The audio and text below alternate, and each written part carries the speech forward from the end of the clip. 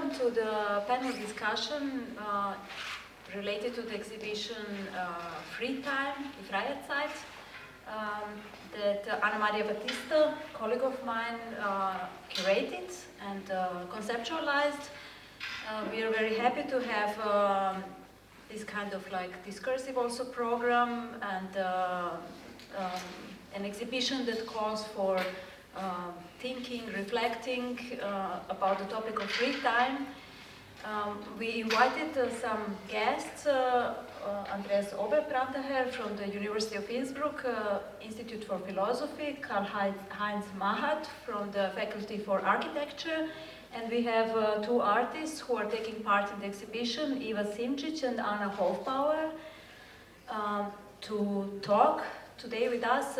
It was planned that also Birgit Brauner will take part at the podium from the Studio 2 from the Faculty for Architecture, but she got sick, so she apologized.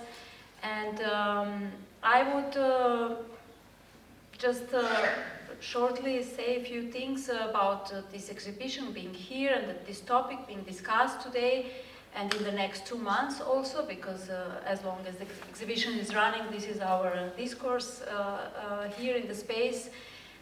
When Anamarija approached me with this idea to curate a show on the topic of free time or freer time, I was very enthusiastic. It's a topic that we have been also in the past working on in Vienna together with a colleague, our also person we both know, Natasha. In the context of the festival Wienwoche, there was a graffiti in Vienna, Morgen mache ich blau, so the translation in English would be tomorrow I do blue. And the history of this expression, which means I won't work, I do nothing, it's that coming from the people in the past working in the textile industry, they would put textiles in the color on Sunday, and on Monday they would wait that this textile take this color, so they would not work on this day. And nowadays, while we are waiting that one job is done, we parallelly do 5 jobs in the same time. While we wait that Toby hang the artworks here, we are checking mails and doing many things. Today I was, after the press date here, in the supermarket, and there was a young woman speaking not on the telephone, but like on the headphones that you don't see, so it's kind of like, you don't know if she's talking to herself or if she's talking to somebody on the casa paying, and then she forgets to pay the potatoes because she's like talking all the time, and then she's leaving, and then avocado is on the floor, so she was gone. I took her avocado, but I didn't find her. And then I was thinking, because this is the thing, that it's kind of also contradiction that we talk about the free time, but for us it's work. But in order that we also come to the point to think about things like this, free time, an exhibition or this kind of like this discursive platform is a possibility for us also to wait a second and think about these topics. And yes, this I would just say as a small introduction. I would give the word to Anamarija Batista. Maybe before I shortly introduce a little bit her work, because she's also the curator of the exhibition. Anamarija Batista is working on the intersection of art history, art theory, and economy. Her work is interdisciplinary, and she has been working for a very long time on the topic of labor. And of course, the topic of free time is directly connected to the topic of work. Yes, thank you very much, and yes, welcome. Thank you, Ivana. We are like 5 people or 6 people here sitting on the podium, so we have a kind of a methodology. Every person will speak for 5 minutes, so we'll give a small lecture or give a small, explain a small thought on the question of free time, and the next person will give the feedback. So this is like how it will work. And our philosopher will begin with his lecture. Well, I should start by saying that I love contradictions. So saying something about free time in 5 minutes is amounting to a performative contradiction, but perhaps we start with that. I would like to bring your attention to a moment ago, less than 2 hours ago. I was at a train station saying goodbye to Behrouz Bouchani, who I had the pleasure to be with for the past few days. I assume that most of you probably don't know him. Behrouz Bouchani is an author, activist, scholar who became famous because after being detained for over 6 years on Manus Island as one of those persons that tried to make it to Australia by boat, he wrote, while still being on Manus Island, a book by using his mobile phone that he was able to have smuggled in this detention facility and to write from what he calls a major prison facility.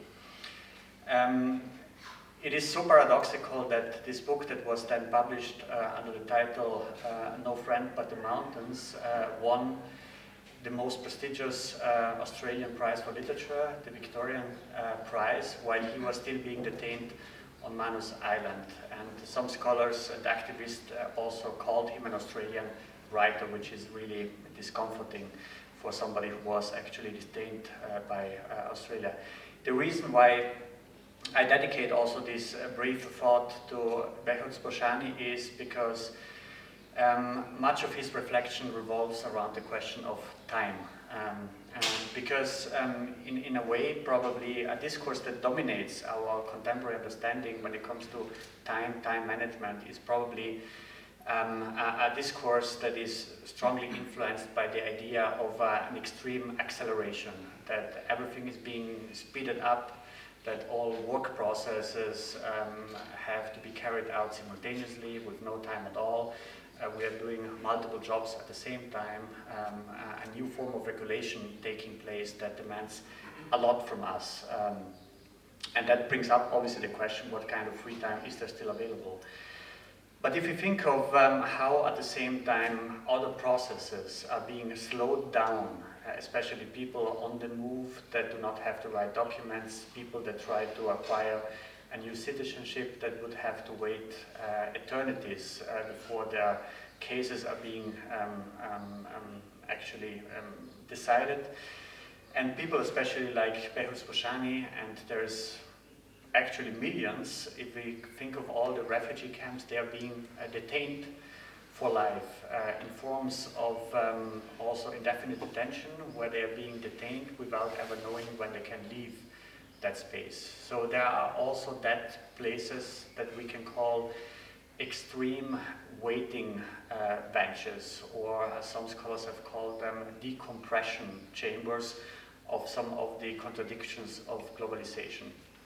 So the reason why I dedicate this thought to Behrouz Bouchani is because contrary to this idea that everything is accelerating, we should be able to take into consideration also those extreme forms of deceleration where people are being slowed down and put to rest indefinitely, that is part of a contemporary temporal regime with which we are dealing with. And that makes it also, to my opinion, so complicated to think about what kind of free time can we even think of, because it's not as simple to say that if everything is speeding up, we should simply slow down, because slowing down for some people means to not being able to move at all and to be restricted in their very freedom. And this means also that a certain culture of being mindful and being aware and being attentive as slowing down is perhaps still part of the very same logic of creating different speeds for different people, where we are often put in positions where we have to speed up while other people are being slowed down extremely. I think the story by Behrouz Bojani, the one that he's telling, is also very interesting in the sense that the free time that he was able to create in an extremely confined place amounted basically to make use of his mobile phone at night when everyone was sleeping, taking it out in a secret compartment of his mattress for several years in a row and recording small memories that he had stored away for some time, and then when he was in contact with other people, he was able to send out through a very slow internet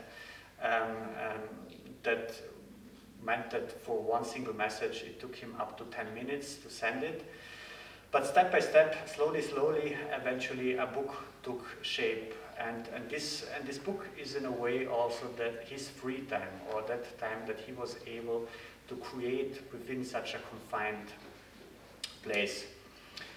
So I would like to pass on this microphone by just telling this particular story, and also invite you, in case you have the chance to read this book, because I think it's a very telling example of how even in the most confined of spaces, in one of those areas where necessities are dominating, people are nonetheless also resisting and able to create their own ways of making sense of their own time in a way that, despite everything, he experienced freedom, and it is also freedom that he was able to maintain, and that also maintained him alive when he finally was released a few years ago, when he relocated to New Zealand. So this is my little story that I wanted to share as a first moment of perhaps trying to make sense of some of today's contradictions. Thank you, Andreas. Yeah, it's the story about the people who have to left their spaces, with the people who actually do not have the same political rights when they are moved. But there is also maybe what reminds me, as you were speaking about his story, is maybe my own biographical story about radio. I left to Germany in 1994. It was middle of the war in Bosnia, and it was almost at the end. The war began in 1992, and I sang in a choir, and we went 1993 to Germany. I came back. It was a very hard year in 1994. I went again with the choir, and I stayed there by the guest family. And there was a radio, and on the radio you have these short Kurzfrequenzen, or I don't know how do you call this.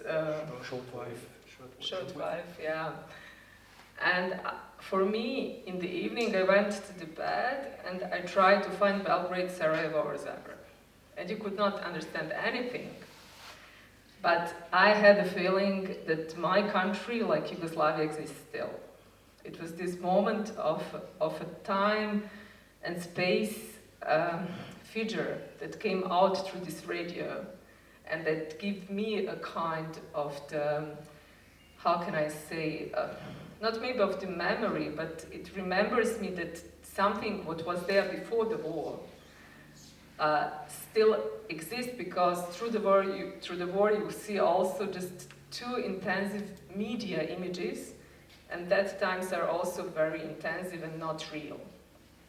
So I think that what maybe it was not maybe the same, but in a way that was a kind of connection to the story you are speaking. But after this kind of the prison condition, because when you are in the war, you are also not there as you want.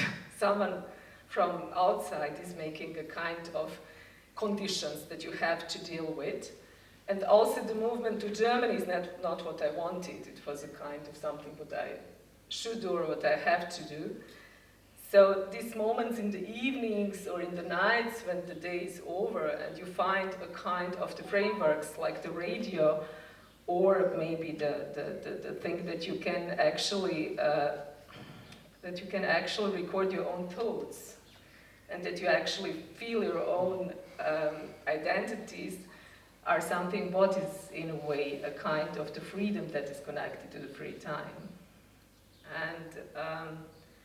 And I think this is very important to survive conditions that you are not actually somehow decided, and that are in a way something what some kind of politicians or some kind of governments are decided, and they are not visible for you, and actually you cannot reach them at all.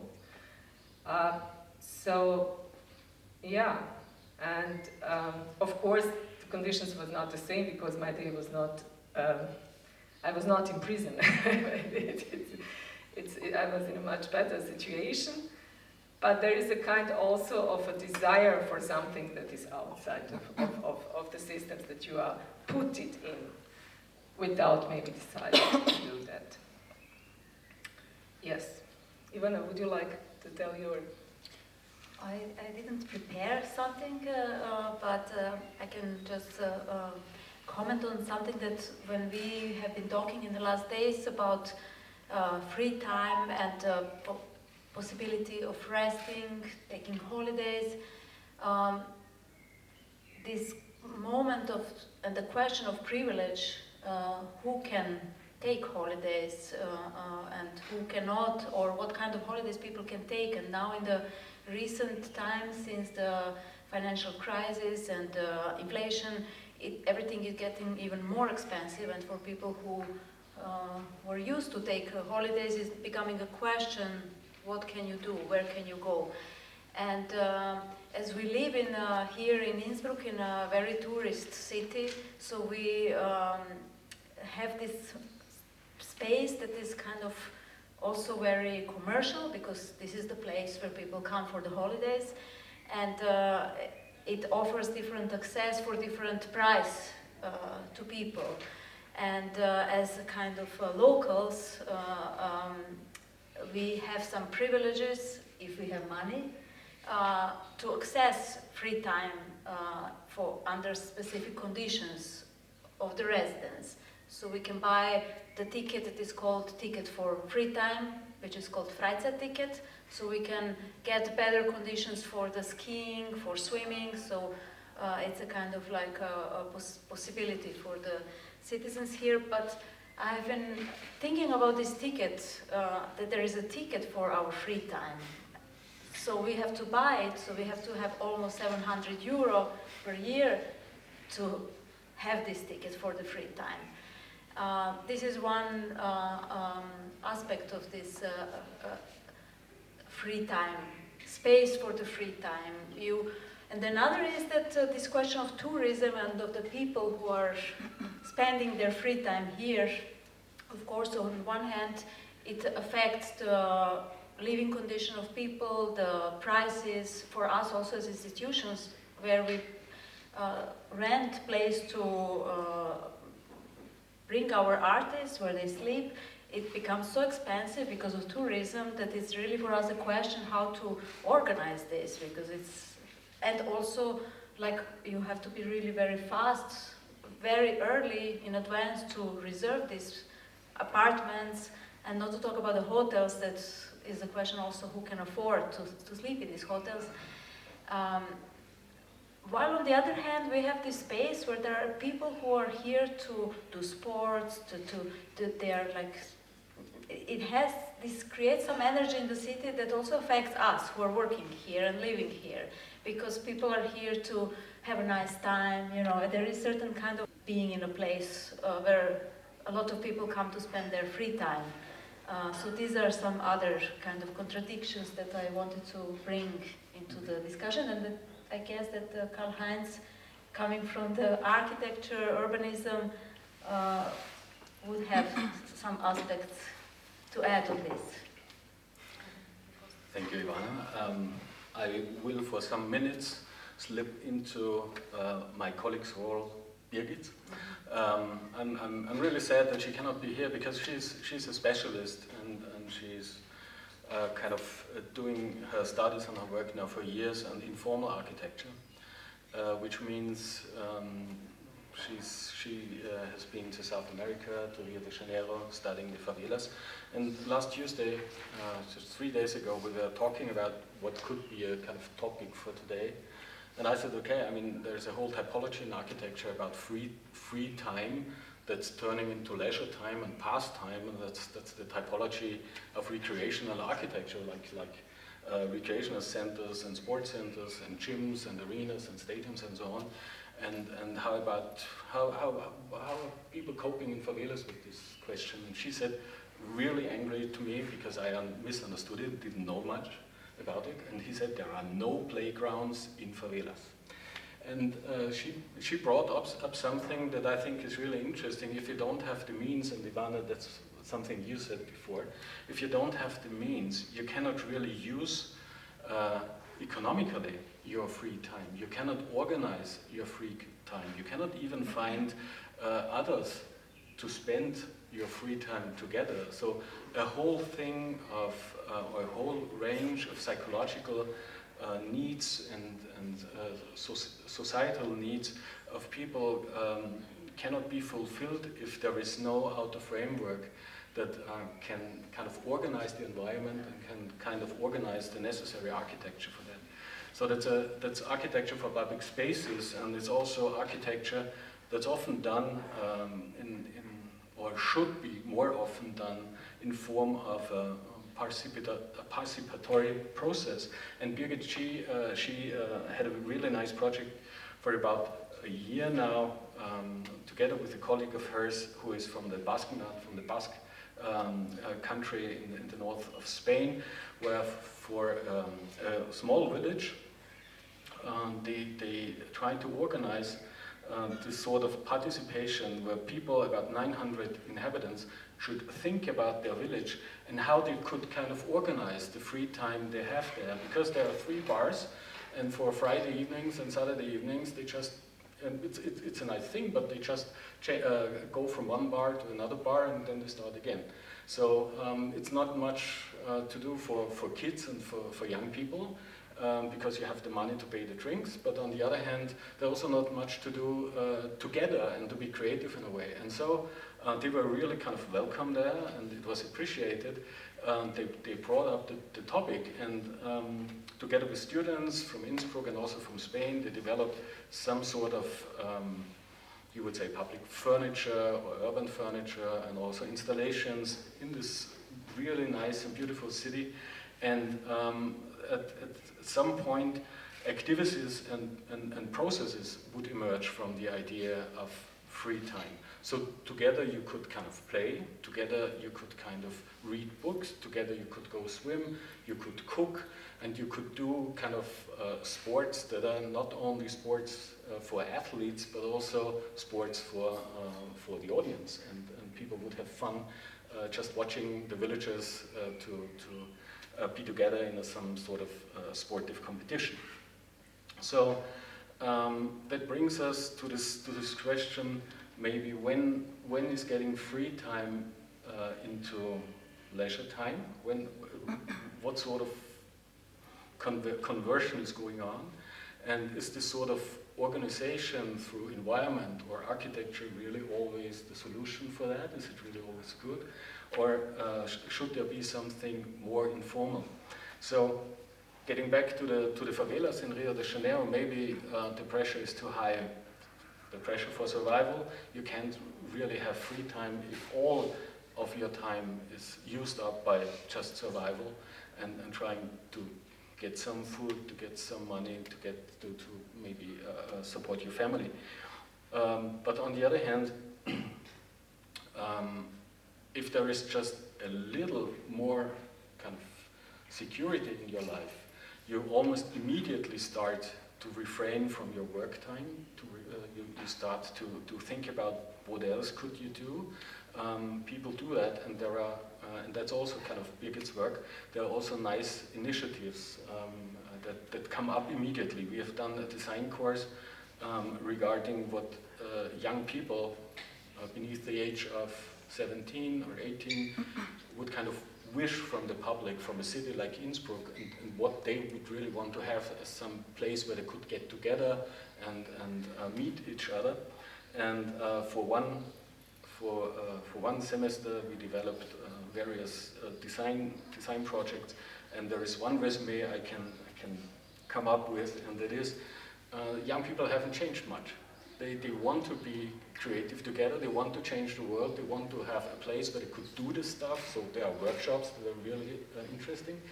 So there are kind of band spaces, cellars or small stages where they could bring up the band and the instruments and do things.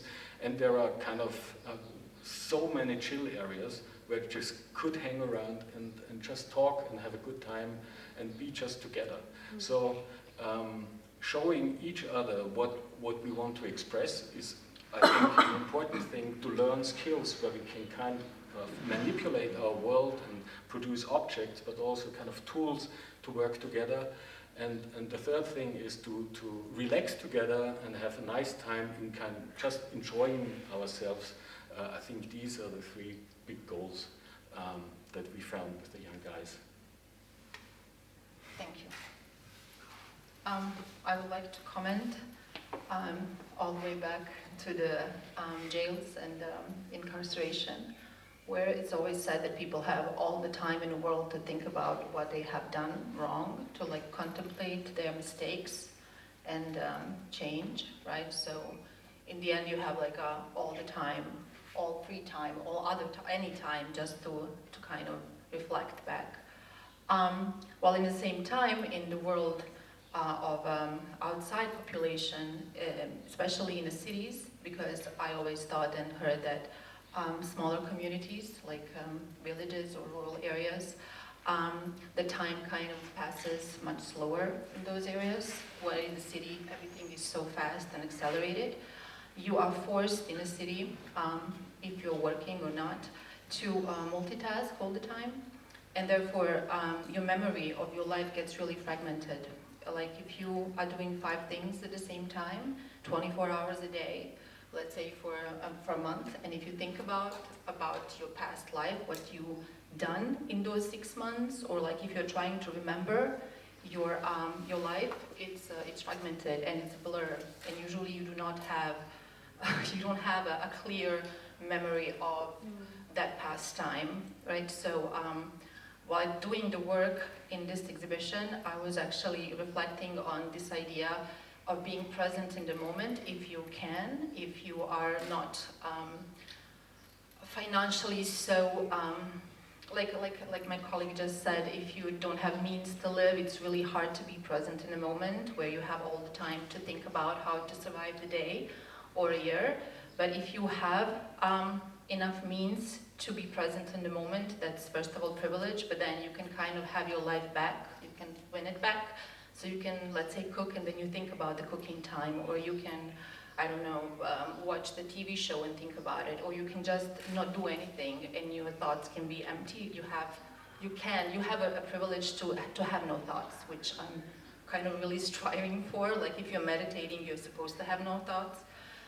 Or if you are watching an artwork or Aurora Borealis, you are not supposed to have thoughts. You're just supposed to be present in the moment and experience that's something that is much bigger maybe than you, or through color or through natural phenomena. So for me, free time is this winning back my thoughts, or not thoughts, like lack of thoughts, or just existing and being present in the moment. So, thank you.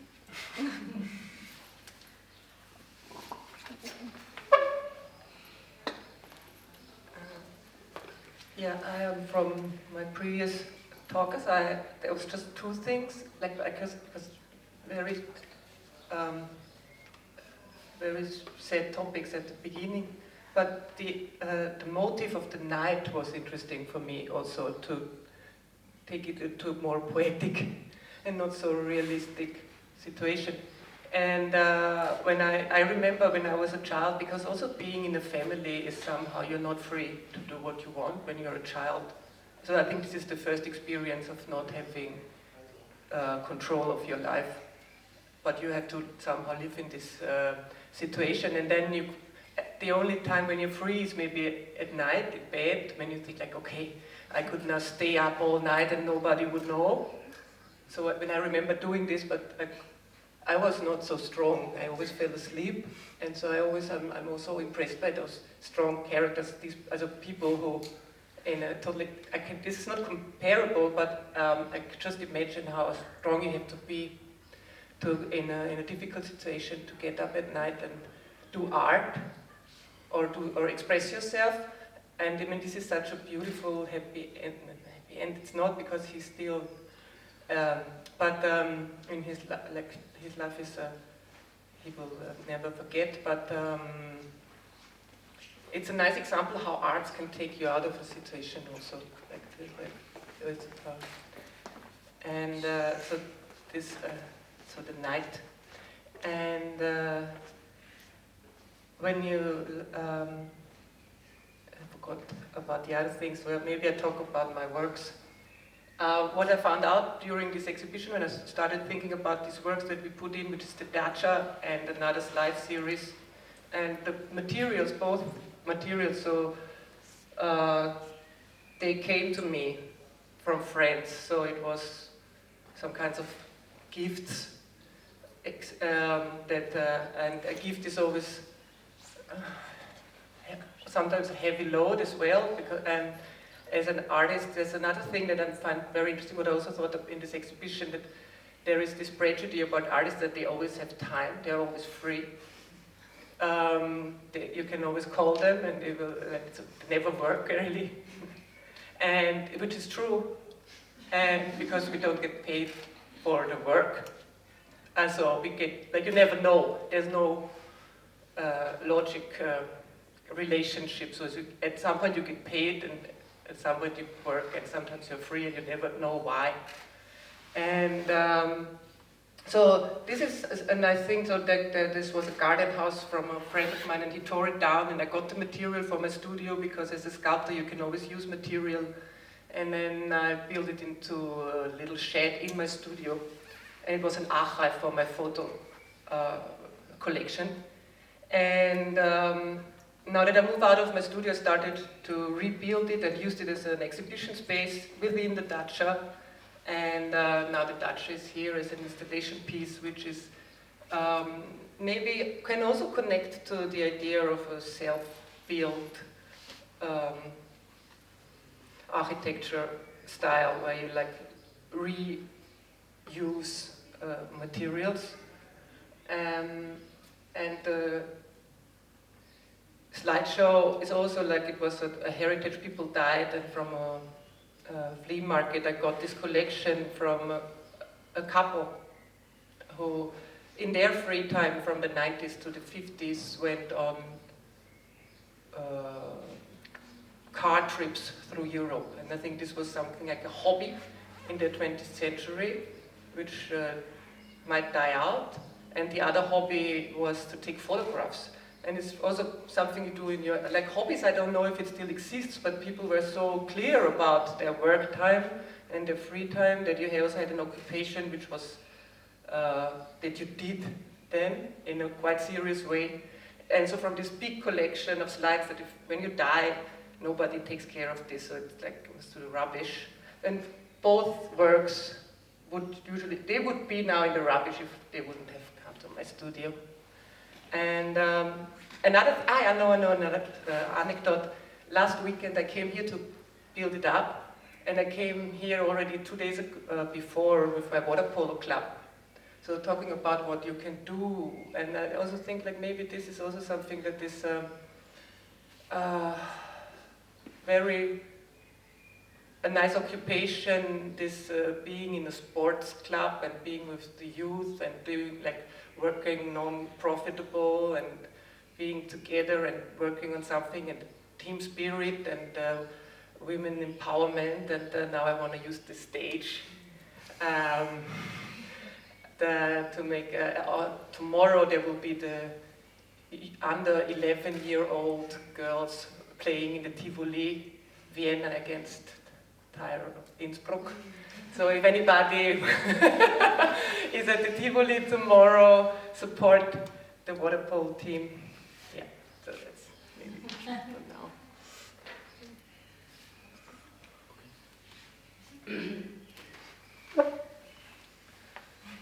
So I get back into the role of myself. I'm not really prepared something, but there are 3 anecdotes I would like to share with you, and it has some connects. The first one is Australia. There are several starting points of the Industrial Revolution and of the synchronization of time, and one is when the Royal Navy had heavy losses. At the beginning of the 18th century, they lost 7 ships in a heavy storm because of a navigational error.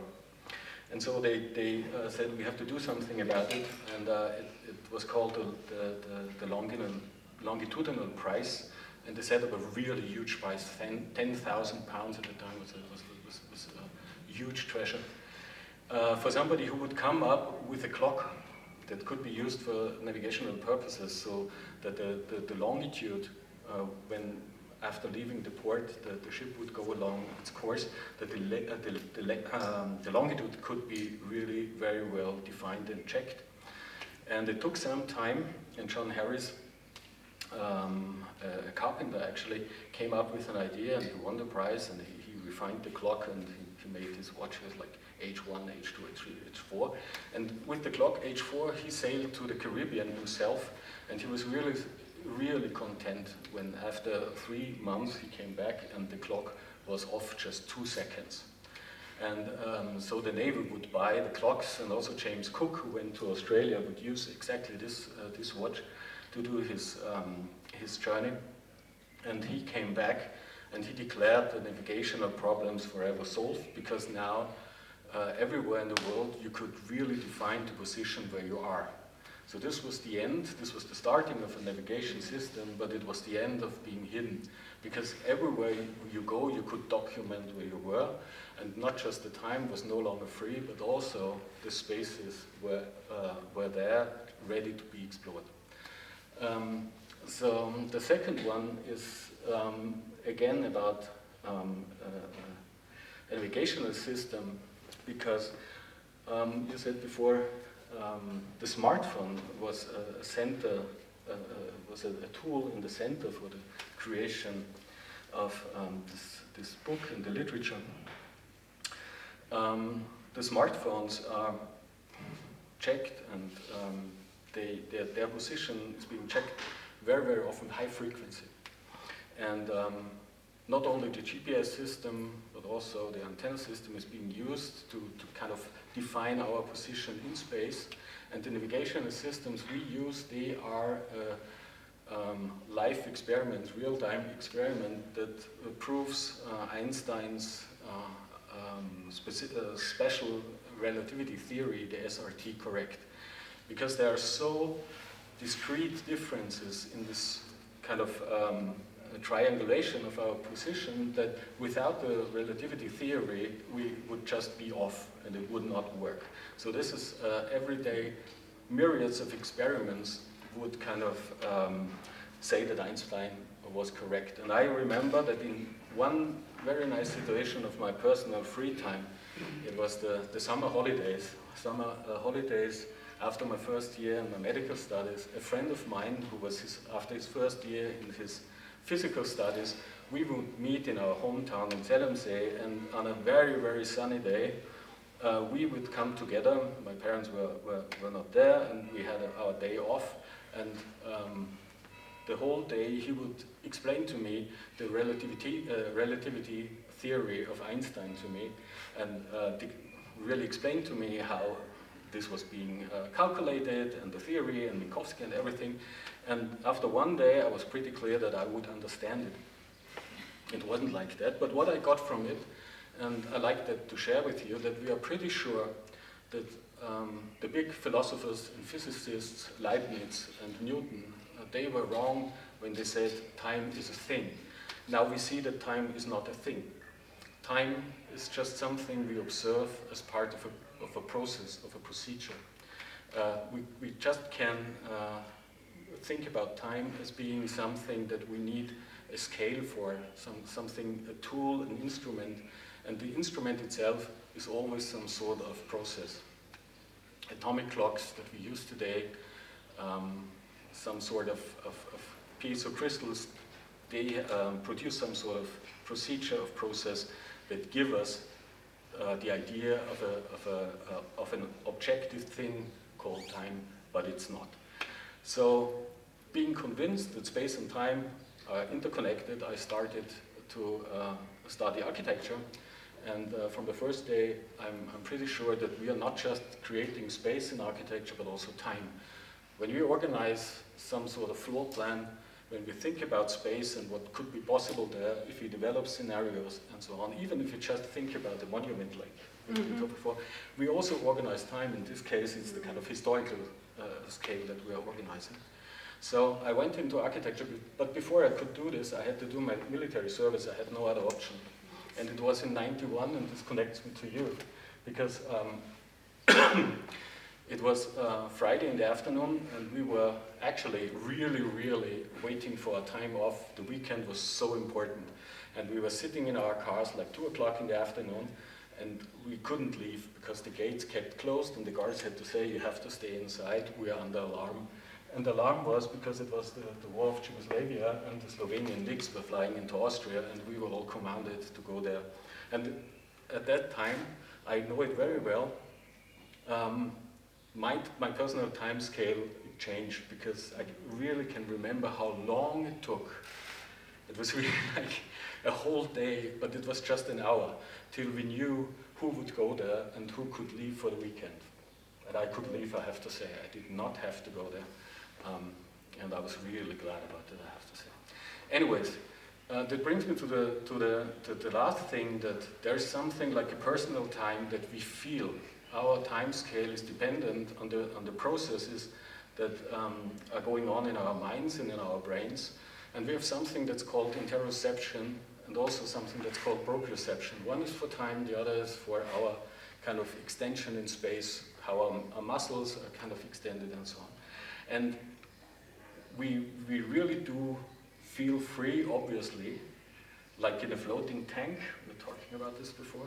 Like in a floating tank where there's a deprivation of signals and inputs that you have a very different kind of time scale than if you are kind of holidays or something interesting or funny or even fearful, when time gets really long.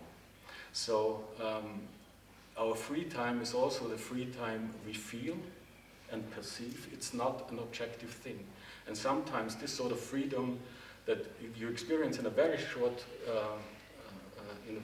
short period of time can be a really important kind of memory of a whole important time span, actually, I would like to say.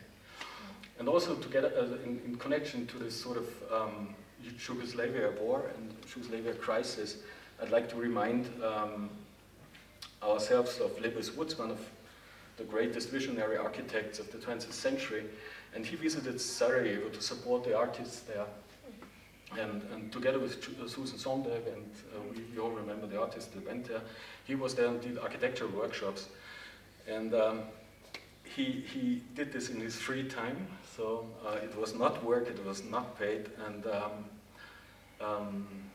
closing after Birgit's saying about there is no playground in the favelas, I'd like to share with you a saying by Lebes Woods, who always said, whenever you design a building, whenever you design architecture, think about the one space that you dedicate to users for them to develop, to conquer, and to appropriate, I think was the. So thank you. The question is, will we go for another round, Ivana, or it's 7 o'clock 5? What the audience is telling us? Should a moment does not work really? We have now like a lecture moment. I would ask maybe for one more round and then we close it. Like reflection on what was said, kind of connection. Yeah, I was thinking of how a certain moment also of creativity can be connected to that what we would usually call a waste of time, meaning that perhaps we have been used historically that certain experience of time is being dominated in one way or another by economic processes or by processes that are linked to economy, that we could start anew to reappropriate time by those experiences that would otherwise be considered as just a waste of time. A time or an experience of time that is meant for next to nothing, but that could be everything. The reason why I'm coming up with this thought is that one of the thinkers that is very dear to me in philosophy, even though she strongly disagreed, she's not a philosopher, Hannah Arendt in her book, The Human Condition, distinguishes between three types of activity, between that what she calls labor, that what she calls work, and that what she calls then doing in terms of acting and speaking. And she makes it also very clear that we have been used to confuse working and laboring as if it was one activity, where she tries to argue that in her reading of antiquity, laboring was something very different from working, meaning that labor does not create a work. Labor is a form of rhythm defined by necessities that moves in circles, whereas work is an activity that creates something that is objectively there, so typically handicraft, so a work that we're doing that contributes to a certain experience, that there is something there that we can touch and thus have an objective experience of being. Even though she does not reflect a lot on that, she makes it very clear that a certain experience of time is connected to this labor, which according to her argument moves in circles. I recall that moment because for Hannah Arendt it's also very clear that labor has this double expression of being in labor, of giving birth to children, recalling also Marx's argument that the very system of production is also a system of reproduction, that new generations of laborers are being created through a process of labor itself.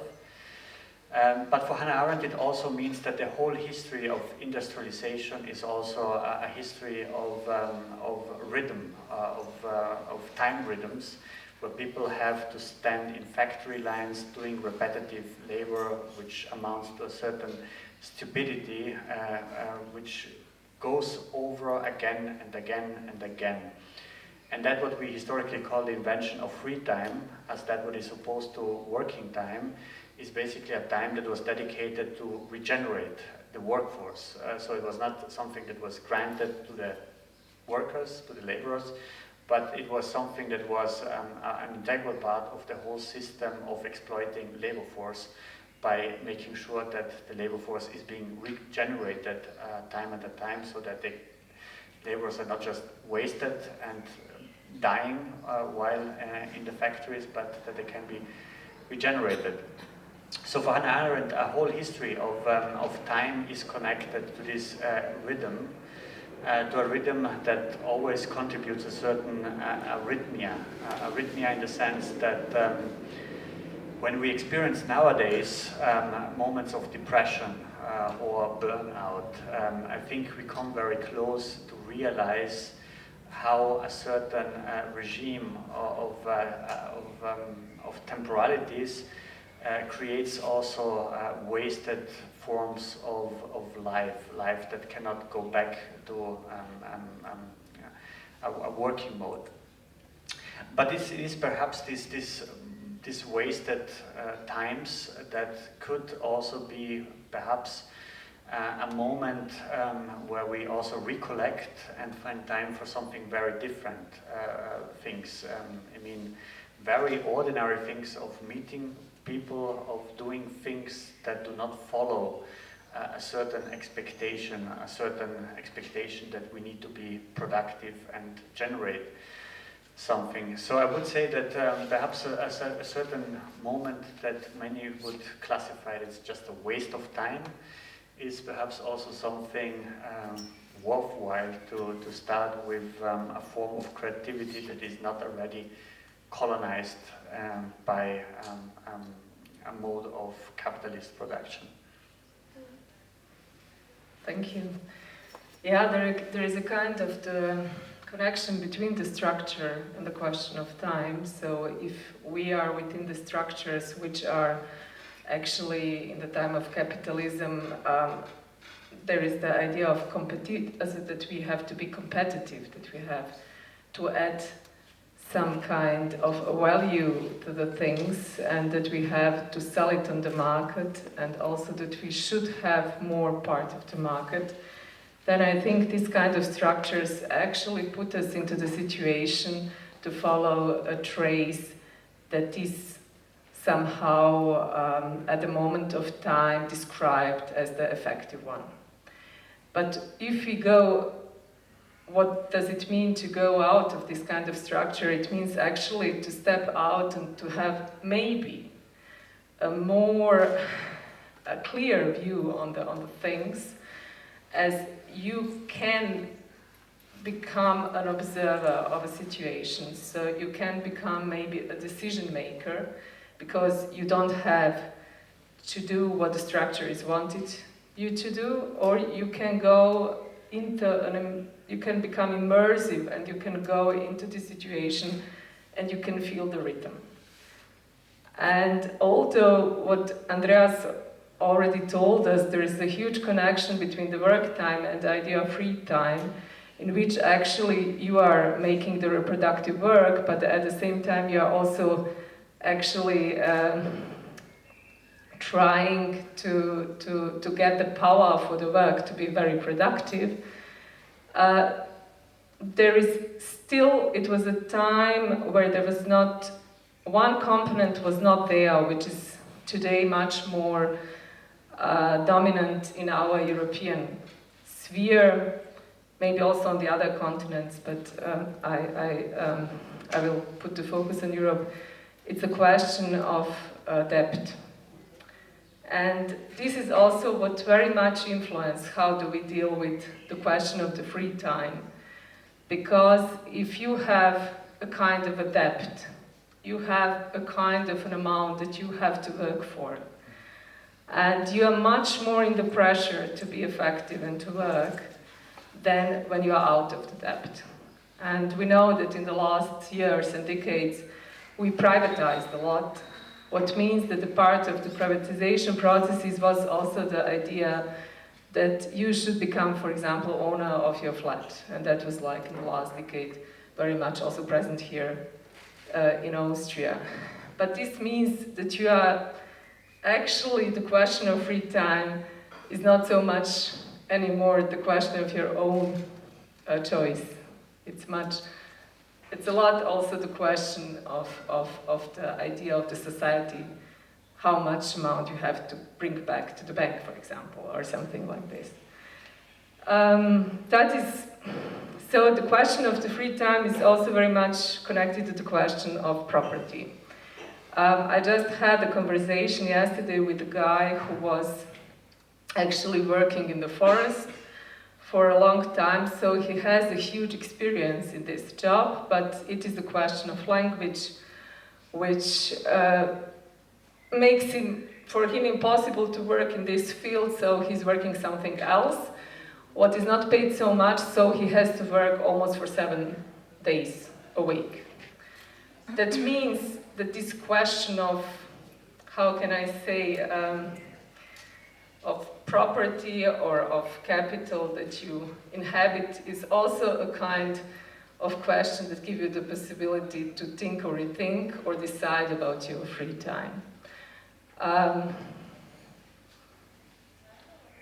And what I was thinking about, maybe this is just not the question of a free time, but also a little bit when the people came to another country and they have to learn the language, which becomes a very important, or is the most important element for you to get the job.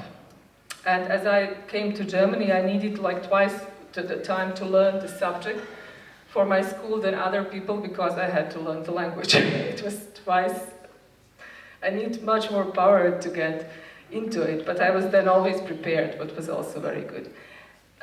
Maybe these new technologies have a moment of emancipation and can preserve time for people to learn some other languages, as we have now a very good, actually, machines, digital machines which translate.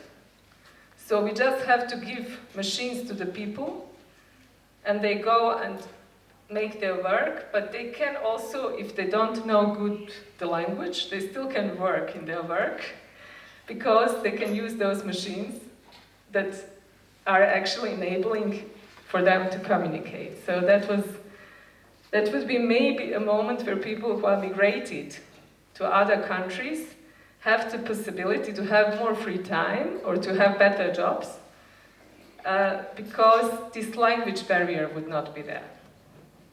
I don't know if you understand me, but it's a huge pressure on people who migrate somewhere to learn the language, otherwise they have to make the jobs which are not so paid well, and in order to provide good existence for their children, they have to work actually more hours than usually the people who are living in those countries.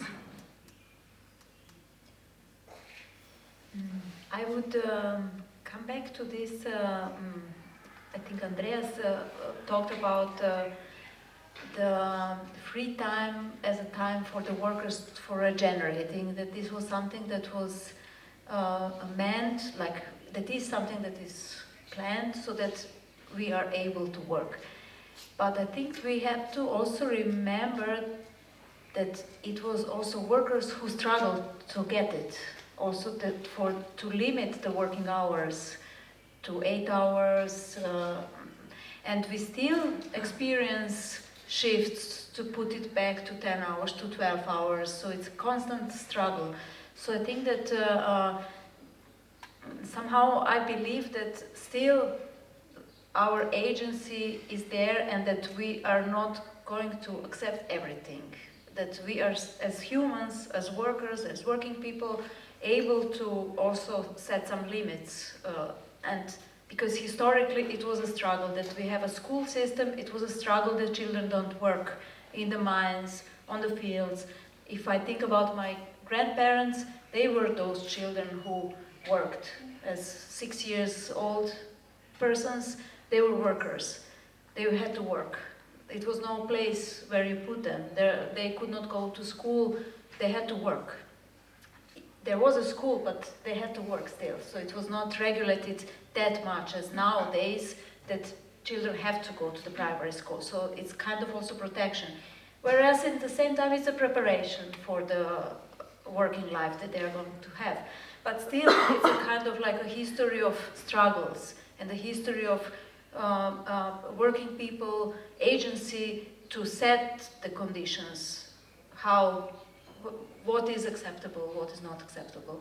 So I just wanted to put it back, because this exhibition, and I see this podium that has this question, the Freizeit against Freizeit. So it's these two formulations, the free time as a time of freedom, so, or freer time. I think it's more like you talk about the freer time, and this kind of concept of spending free time in a specific structured way, in a specific places where you consume this and that. So I think that that still it's work that we do, it's kind of also activism that we do, is kind of reappropriate this and set up some kind of like limits and regulate. And yes, somehow struggle despite these devices, despite this all kind of connected, the watch and telephone and computer, that somehow you have this time to kind of think about how it was the week, how it was the day. Yes, this would be my second comment.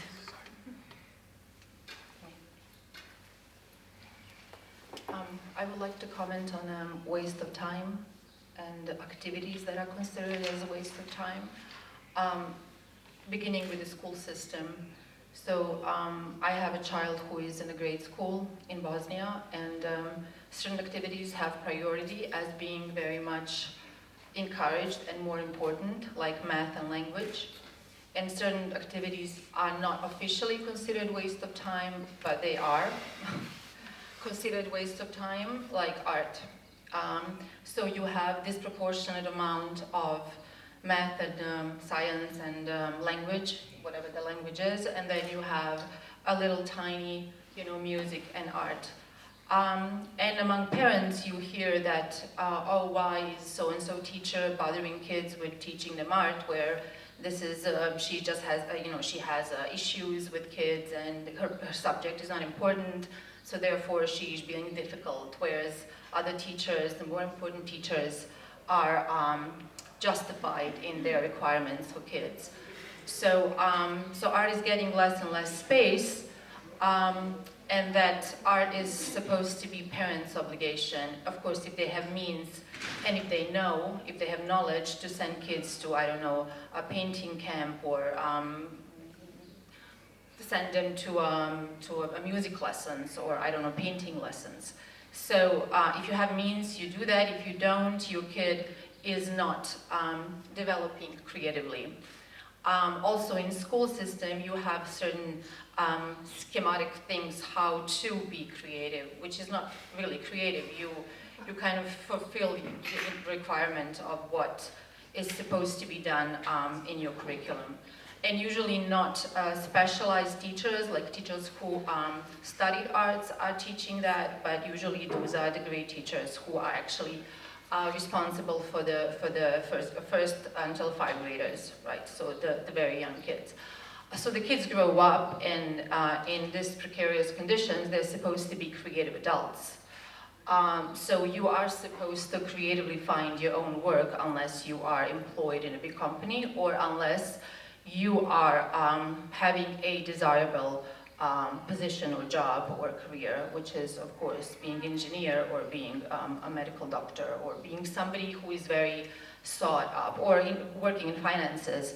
And so then you are kind of set, but otherwise you are responsible, and that's the case with us, to find, with artists or humanities, people from humanities, to find the work and be very creative, where your creativity is thought as waste of time, or developing your creativity is thought as waste of time since very early age. So that's my comment on waste of time.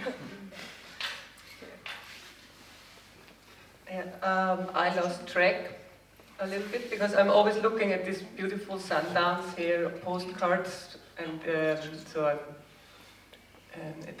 drifting a little bit, but I was listening. It's just that I didn't create much of a thought.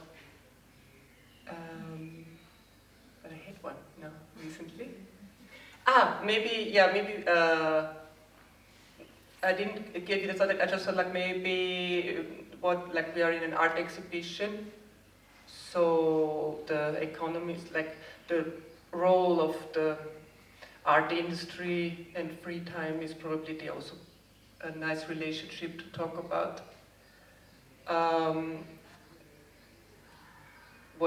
Because somehow it's entertainment also, for the people to go there in their free time, or educate. It could, in the best way, maybe education in their free time, or this, as it's a kind of this, there's this projection on what artists or art could be, or art could educate or help thinking, or open up new ways of approaching the world, to see it. And sometimes it is, I think, and so this is so what is this position of the art industry in the free time could be a question, because I think most of the art industry is just part of the capitalist world, more or less. So the big players, that's where everything is going on, and then there's all these other big events where we talk about ideologies and ideas and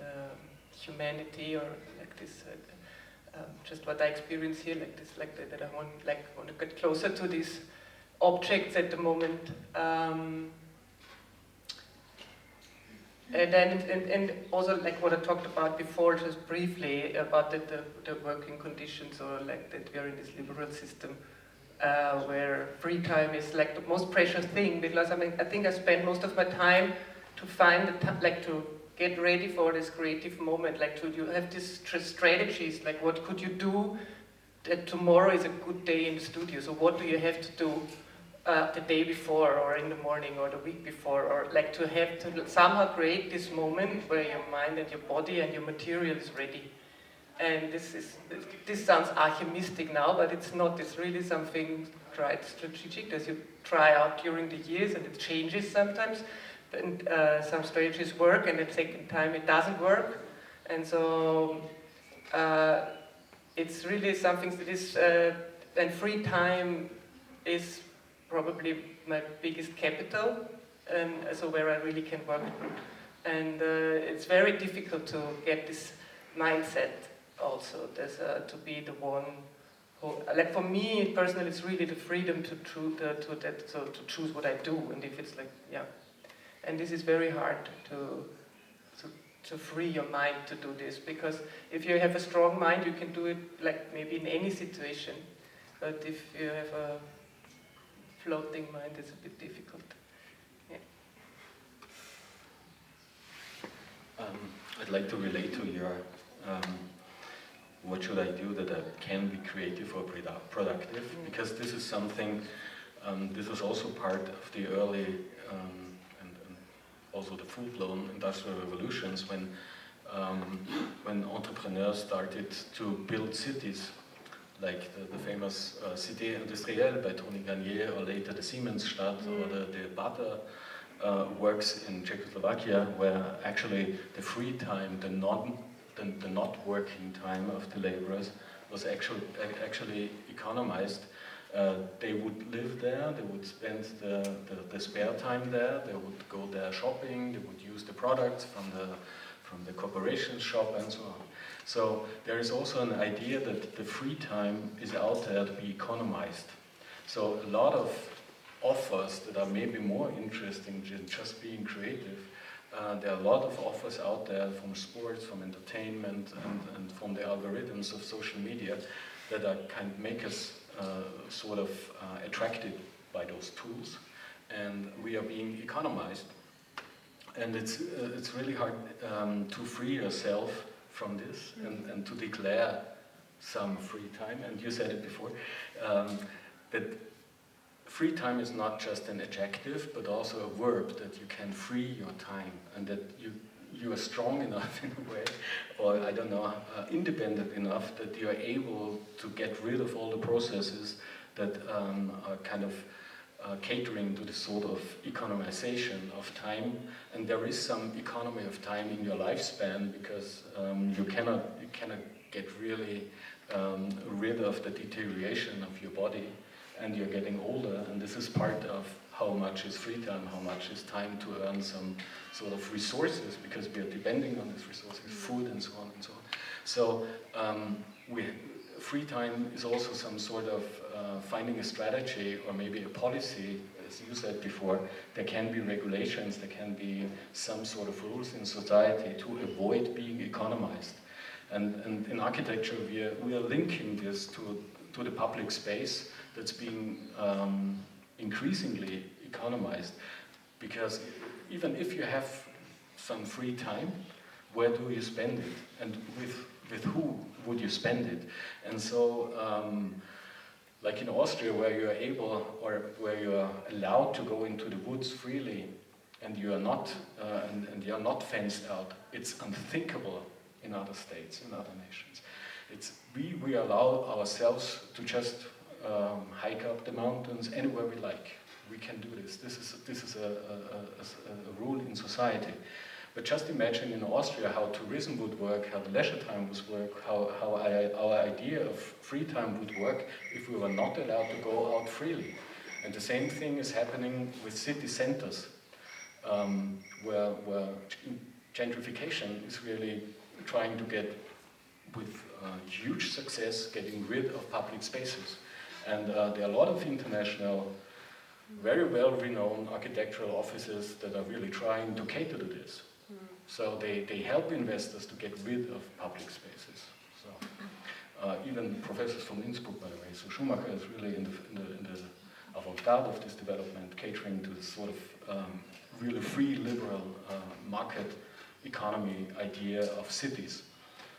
So when we think about free time, I think we also have to think about the space that free time is being acted out, and I think sometimes schools are not very well at doing this, although there could be a place where it could be, but there have to be some other place where people can learn to paint and to draw and to make music and write literature. Thank you a lot. I think we could maybe sum it up. Free time is the time to enjoying, to observing, and to reflecting, and it's maybe connected to the phase of doing by Hannah Arendt, where you have a moment of reflection that could have also the different kind of layers. Thank you a lot.